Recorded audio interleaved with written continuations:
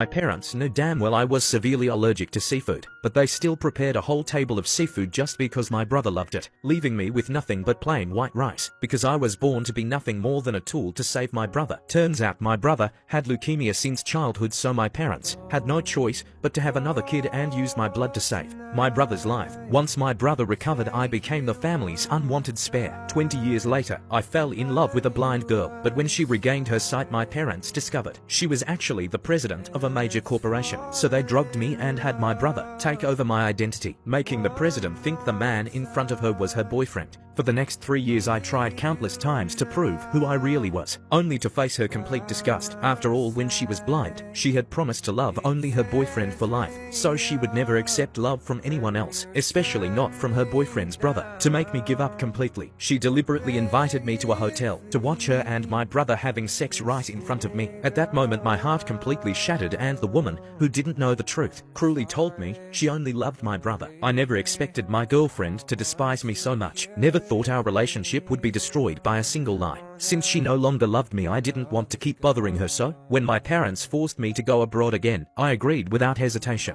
After all, only if I left could my brother marry my girlfriend smoothly. That's why my parents kept forcing me to leave. The plane would take off in 7 days, the same day my brother would marry my girlfriend, but she had no clue and personally handed me their wedding invitation, not knowing that when she learned the truth she would regret it for life. So I sent her my congratulations on her marriage. Seeing this, she was shocked. Why was I being so cooperative today? But then, as we walked out, the ceiling light suddenly crashed down. My first instinct was to protect her, but she grabbed my brother and dodged to the side so the light hit me square in the head. But she didn't care about me. Instead, she ran to help my brother, who was faking unconsciousness, and he gave me a smug smile. When I woke up again, I found myself alone in the hospital with no one caring about me. Then I saw my parents and girlfriend all surrounding my brother. She was even hand feeding him. I thought I just had to endure 6 more days and it would all be over. But the next day my brother, to make my girlfriend completely hate me, deliberately, when she arrived, dragged me into the river with him. The blood from my wounds instantly turned the river red. Seeing me crying for help, she jumped into the river without hesitation and swam toward my brother. I could only watch helplessly as my girlfriend rescued my brother to shore. My brother then lied, saying I had accidentally pushed him into the water, so he begged her to save his only brother. But she told my brother not to worry about me anymore and decided to cruelly let me keep struggling in the water, just watching me slowly sink to the bottom of the river, before finally pulling me out. When my parents learned I had pushed my brother into the river, they came over and yelled at me without caring if I was alive. Then my mother warned me to face reality and stop bothering the woman, and the woman, cruelly to get revenge for my brother, locked me, who had claustrophobia, in the morgue all night long. This made me completely give up on my ex-girlfriend. When I got home, I tore up the letter I wrote to my girlfriend and threw everything related to her in the trash. My brother was thrilled to see this because his goal was to make me hate the woman. Then the woman coldly said she didn't like me at all, demanding I stop bothering her. Just as I was about to turn and leave, my brother said tomorrow was his birthday and he hoped to receive my blessing, reminding me to attend his birthday party. The next day came quickly. My parents spent $100 million on my brother's birthday party. While I had never had a birthday party, the woman generously gave half of her company shares as a birthday gift to my brother. After all, she thought it was my brother who had taken care of her during her blindness. Then, after speaking, she put an engagement ring on my brother's hand in front of everyone, then put the other one on her own hand. At that moment, I watched the two of them kiss, and the next second tears blurred my vision. But my brother asked me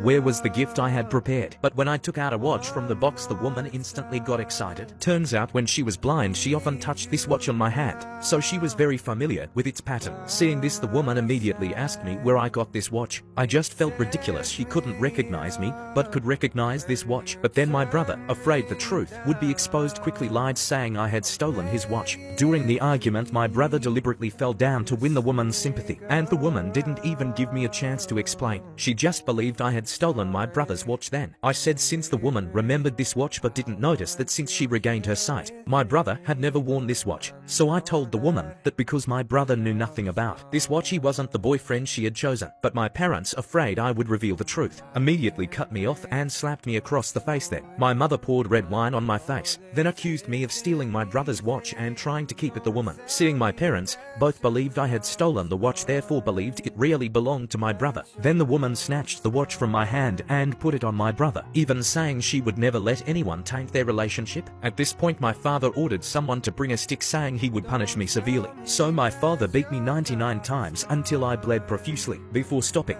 Finally I went to the hospital alone to bandage my wounds. After this incident I finally saw everyone's true face. So, after leaving the hospital, the first thing I did was tear up the plane ticket to America my parents gave me. Then I secretly booked a ticket to Australia, because I decided to go somewhere no one could find me. Then I went to process papers to sever ties with my parents. Since I was the family's unwanted spare, might as well let the three of them be happy. Then I put the papers in a box, planning to give it as a gift when my brother got married the next day. Then I took out a recording device from my pocket. The content was a secret the woman had told me when she was blind. This was a secret that belonged only to us two. So if the woman heard this recording, she would know who her real boyfriend was. I had tried many times to see my girlfriend with this recording, but she refused to listen and had security throw me out the door. I figured since I was leaving I'd return this secret to the woman. Whatever she decided to do afterwards would have nothing to do with me. Finally, it was my last day before leaving. Today was also the day my brother would marry my girlfriend, so before leaving I brought them a gift. But seeing this, the woman said I didn't need to attend today's wedding, but I said I wasn't here for the wedding and I wouldn't bother her life anymore. Then I handed over the gift. When I saw my girlfriend take the gift I turned around and left without looking back. Then I took a taxi, deciding to leave this place of heartbreak. When the woman wanted to ask where I was going, my brother interrupted her. I didn't know this wedding would also fall apart with my departure, because the woman was about to discover all the truth. But none of this had anything to do with me anymore. Then I threw away my phone, deciding to leave everything behind and start a new life.